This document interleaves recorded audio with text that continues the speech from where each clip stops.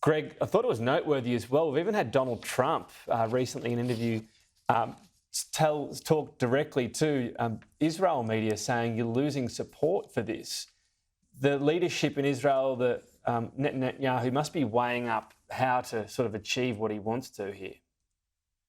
Yeah, well, I think it's obvious they're suffering a lot of international damage. I think most of it very unfairly. But my Israeli friends tell me that they're looking at some much more limited operation in Rafah than they've undertaken elsewhere in Gaza. And you saw that they've withdrawn the vast majority of their troops from Gaza. And of course, if Hamas would release even 40 prisoners, they could have at least a 6-week ceasefire tomorrow.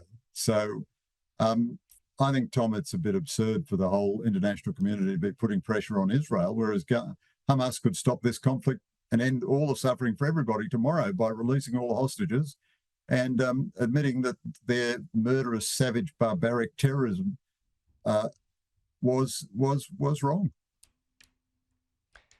As to what will happen, just to sort of flesh out what you were saying there, though, you believe it'll be a smaller scale ground invasion if they can take out whatever targets that are in there. Would that then possibly be the end of the ground invasion, if you like, of Israel into Gaza? Would it be a withdrawal at that point, or would it sort of be still troops there in some way until there's a genuine ceasefire or truce achieved? Well, I don't think there's going to be a permanent withdrawal under any circumstances, even with a ceasefire. Israel is going to keep some troops in Gaza for sure, because they're not going to let what happened on October 7 happen again. There are a lot of different ways they could approach Rafah. They might do it sector by sector. They might be able to do a less intense operation. It depends what they do to evacuate sectors of the civilian population, or this might all be a bit of a bluff by Netanyahu, which doesn't come into being if there is a ceasefire. It is intensely fluid and intensely unpredictable at the moment. The killing of the 7 aid workers was the thing that hurt Israel the most about this. Is we found out more information about this probably than a lot of other strikes, if you like. And when previously we were told, you know, this is a very professional military force, if you like, and we've got multiple checks and balances, that yes, Israel said that they failed on this occasion, but it seems to be a pretty catastrophic failure, and it does draw into question, you know, how well run this system actually is on making sure legitimate targets are hit. Yeah, I don't really agree with you there, Tom. I mean, in every military engagement which Australia has been involved of any consequence, our soldiers have tragically killed civilians.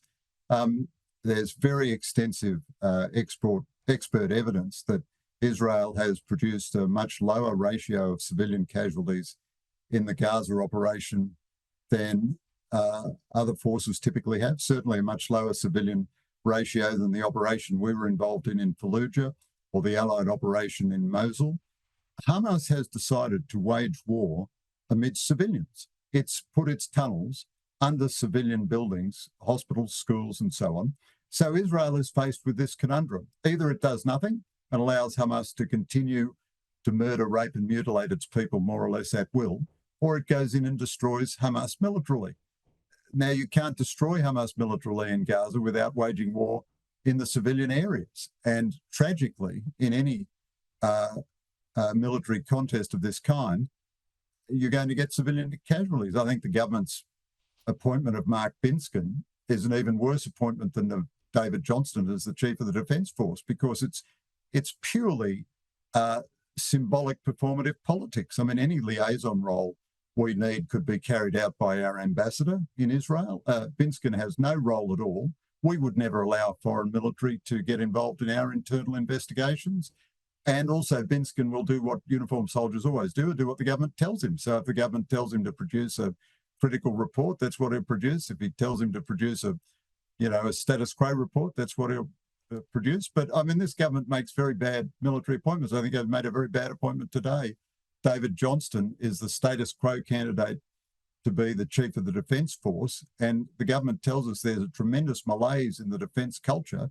And then it promotes, appoints, honours and, glorifies everybody who's presided over the terrible dysfunction of the last 10 years in procurement, equipment, capability, recruitment, and everything else.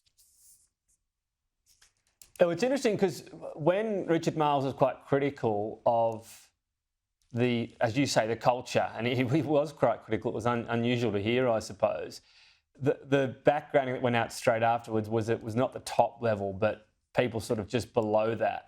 So if that's the case, is it fair enough to promote David Johnston if he, was not part of the problem, but it's people below that? And if that is the case, how do you fix that problem? Because the government, isn't in charge of every single appointment, is it? It's got to be up to against defence chiefs to fix that, if indeed they agree there's that problem. Well, Tom, on the government's part, what absolute drooling, illogical nonsense that backgrounding is. If the people at the top are magnificent, but the people just below them are hopeless, who chose the people just below them? The people at the top did. This government can't keep its lines straight from breakfast to lunchtime in defence. When Richard Marles came into the defence, he said all the problems with defence were the result of the Morrison government, and the defence establishment was absolutely fantastic. The military were great, the department was great, everybody was great. After 2 years of failing to produce anything useful in defence, of no change, of paralysis, of all the programs stalled, no new money, failure within his own government, he then discovers that all the faults lie with the defence establishment. They no longer lie with the government because now he's the government.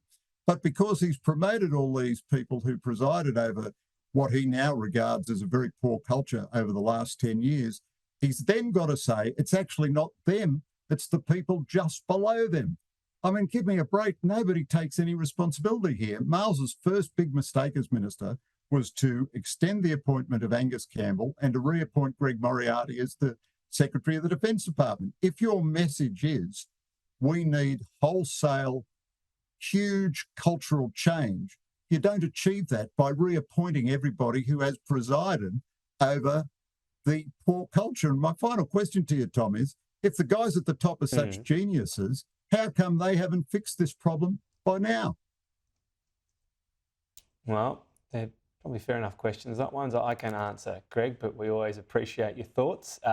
We don't like fence sitters. No one would accuse you of that. Greg Sheridan, thank you. Thanks, Tom. Thank you.